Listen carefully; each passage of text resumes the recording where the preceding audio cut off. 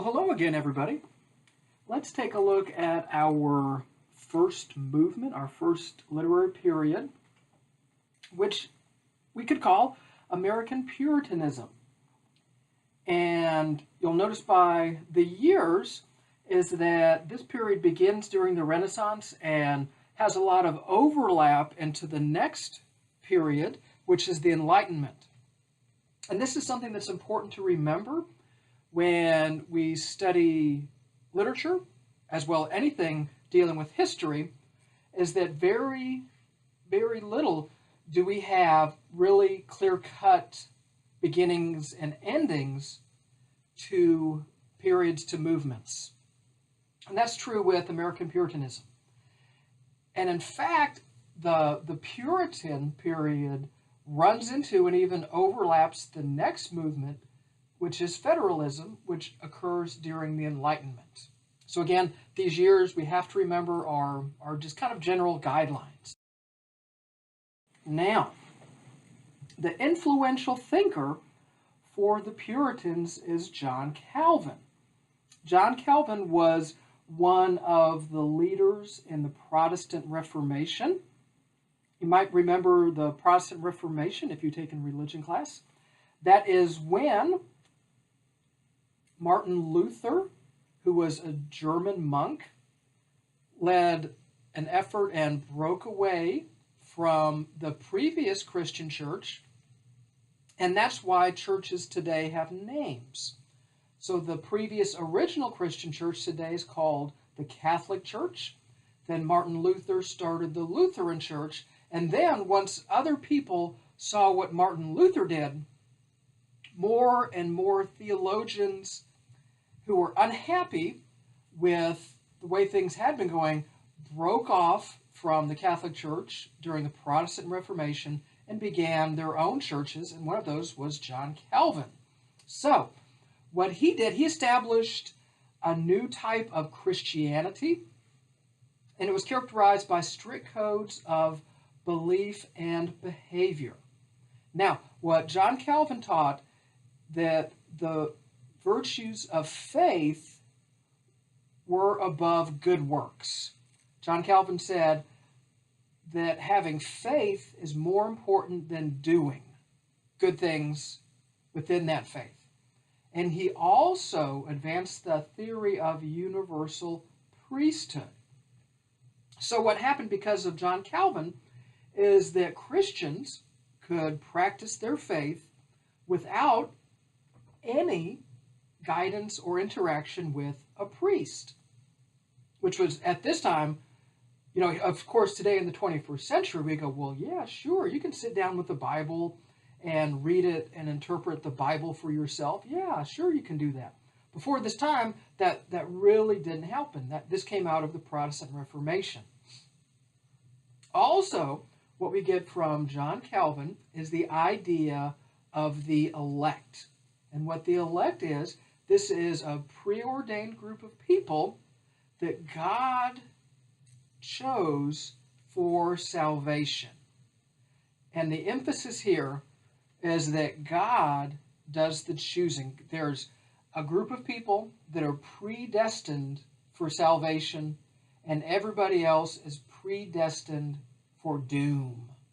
Right? Another word for doom would be damned. And it doesn't matter what you do, it's that God has done the selection. Now, Calvinism was very popular in Europe, and his ideas were picked up by other theologians and spread to other countries. And then in turn, it's like when you have a fire and you fan the fire and little sparks shoot off and start their own fires. This is what John Calvin did, is it kind of sparked other Protestant movements. So, let's travel from Europe to the America.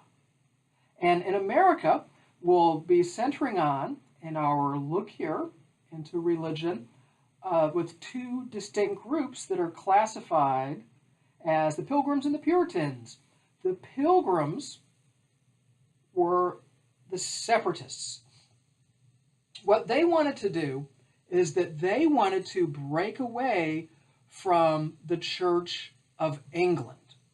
They did not like the fact that the Church of England was wrapped up with the government. During this time in England, there was no separation of church and state. Church and state were the same things. The leader of the Pilgrims is William Bradford, and they started Plymouth Plantation, and you see the year 1621. Now, the Puritans were an offshoot from the Separatists. So this is where it gets really kind of crazy, and this is all part of the Protestant Reformation. Right? King Henry broke off from the Catholic Church and started his own church, his own Christian church. Today that's called the Anglican Church or the Church of England. In America, it's known as the Episcopal Church. Then what happens is that the Separatists broke off from the Church of England, and then the Puritans broke off from the Separatists. And this is what happens once you have the Protestant Reformation going on and everybody gets to start your own church. So what they wanted to do is they wanted to reform the church from within. They were led by John Winthrop, and they established the Massachusetts Bay Colony. You'll notice 9 years, almost a decade after the Pilgrims had been in America.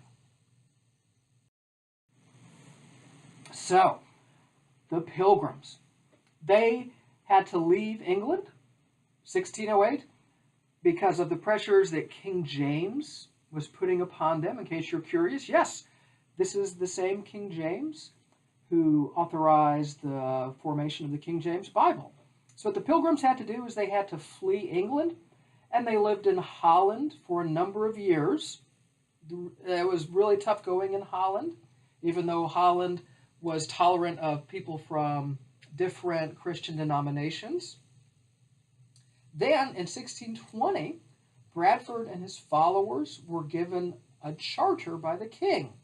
So what happens with the charter is that you're in essence giving someone permission to establish a colony. So of course England, had the eastern coast of what present-day country America, and they were given a part of it for Plymouth Plantation. So that's their target when they're coming over.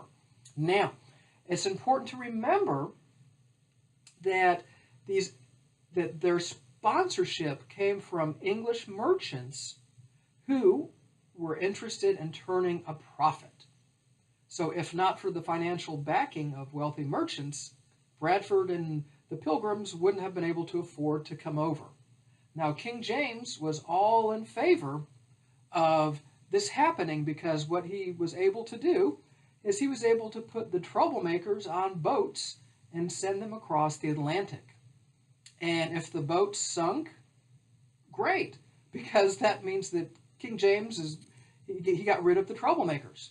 If they survive and establish a colony, that's great too, because they're bound by the charter to do all their business exclusively with England.